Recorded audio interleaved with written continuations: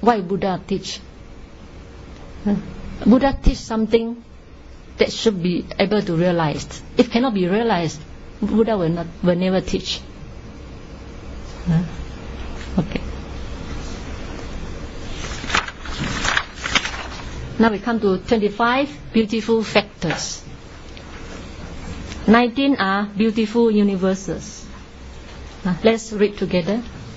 Faith, mindfulness, shame of wrongdoing, fear of wrongdoing, non-greed, non-hatred, neutrality of mind, tranquility of mental body, tranquility of consciousness. Oh, wrong. Oh, sorry, wrong already. Tranquility of mental body, tranquility of consciousness. Okay, lightness of mental body, lightness of consciousness, malleability of mental body, malleability of consciousness, wieldiness of mental body, wieldiness of consciousness, proficiency of mental body, proficiency of consciousness, rectitude of mental body, rectitude of consciousness. So number 1 is faith, saddha. The characteristic of faith is trusting. The function to clarify as the water clearing gem causes muddy water to become clear. So when you have doubt, your mind become clouded. At that time, if you have faith, all this cloudiness or the muddy water will become clear again. Thus, the function of faith is to clarify the defilement. A manifestation as non-forgiveness, the mind become clear. If have faith, the mind will become clear. The removal of the mind's impurity, such as doubt. The proximate cause for faith is the 8 objects to place faith in, or the hearing of the good Dhamma. What are the 8 objects to place faith? Number 1 is Buddha. Buddha, Dhamma, Sangha, and 3 trainings: Sila, Samadhi, Panya. Morality, concentration, and wisdom training. Dependent origination is also one of the subjects for you to place faith. And the past 5 aggregates, future 5 aggregates, and the past and future 5 aggregates. These are the 8 objects for you to place faith in. The next one, mindfulness, sati. The characteristic of mindfulness is not floating away from the object. It's not floating away, but sinking into the object. If you practice anapanasati, for example, mindfulness of breathing, your mind does not just superficially concentrate on the breath. If you just superficially aware of the breath, this is not called mindfulness. The mindfulness sink into the bottom, just like when you throw a stone into the water, the stone sink directly into the bottom. This is called mindfulness. The function is not forgetfulness. You do not forget the breath. Sometimes when you meditate, although the teacher asks you to concentrate on the breath, but you forget the object. So the mind wanders off. At that time, we say that you are not mindful because you forget the object. So the function of mindfulness is not forgetfulness, not forget the object.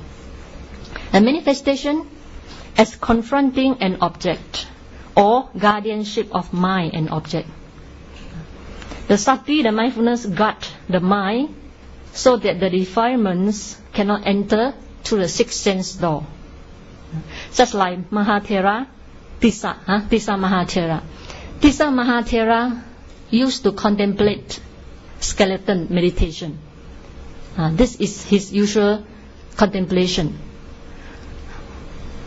One day when he went out, on the way he met a beautiful lady. This beautiful lady just quarreled with her husband and left her house. So when this beautiful lady met with this Mahatissa Thera, then she laughed. She laughed very loudly. So at that time, Mahathera, because he is all the time he was contemplating skeleton meditation. So, but hearing the sound, he looked up and saw her set of teeth. Her set of teeth. So he quickly, skeleton. Because of the mindfulness is always present in his mind. He does not forget his meditation subject. So he contemplated a skeleton. He did not see the beautiful lady. He just see because teeth is one part of skeleton. So he concentrated skeleton externally, then come back to his own body internally. From that, then he proceed to vipassana. He contemplates anicca, dukkha, anatta of the mind and matter. Then he become arahant. Very easy, huh? So at that time, this lady's husband followed after this lady, and the husband met with Mahatissa Thera. Then the husband asked him, did you see a beautiful lady pass by? Then Mahatissa said, I did not see any beautiful lady. I only see a skeleton pass by. He did not tell lies. What he see is just a skeleton. That's why mindfulness guard the mind, guard mind so that the kilesa cannot enter into one's mind through the sixth sense door. And the proximate cause of the mindfulness is the four foundation of mindfulness: kaya nupassana, satipatthana, vedana nupassana, satipatthana, citta nupassana, satipatthana, and dhamma nupassana, satipatthana. The four foundation of mindfulness. There is body contemplation, feeling contemplation, mind contemplation, and dhamma objects. The next one, shame. The characteristic of shame is disgust at evil. Function, not doing evil. Manifestation, as a shrinking away from the evil. The proximate cause, respect for oneself. Just opposite to that shamelessness. The proximate cause is respect for oneself. After a person reflect one's birth, I come from the good birth, so I should not do evil. Or you reflect your education, I'm highly educated people, I should not do evil. Or you reflect your social status. For example, if you reflect your social status, then you say that, oh, I cannot be drunkard in the public. So after reflect your birth, your education, your social status, then you have respect for oneself. Then you shrink away from the evil. This is called shame, hiri. The next one, fear of wrongdoing. Characteristic is dread of evil. Function, not doing evil. The manifestation as a shrinking away from the evil. And proximate cause, respect for others. There's a simile to describe shame and fear of wrongdoing. Suppose there's an iron rod. One is heated with fire. Another one is smeared with feces, excrement. One will not touch the end heated with fire. Why? Because of fear of being burned. So this is same like fear of wrongdoing. Fear of the consequences of wrongdoing. Another one will not touch the end smeared with feces. Why? Because of shame. Shame of wrongdoing. Get himself dirty.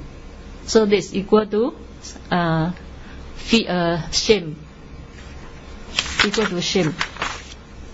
And these two are guardian of the world. The Lord Buddha say, fear of wrongdoing and shame of wrongdoing. These two are guardian of the world. It protects the world to become immoral. And these two are the noble treasures of Sotapanna. Only Sotapanna has this stable or firm fear of wrongdoing and shame of wrongdoing.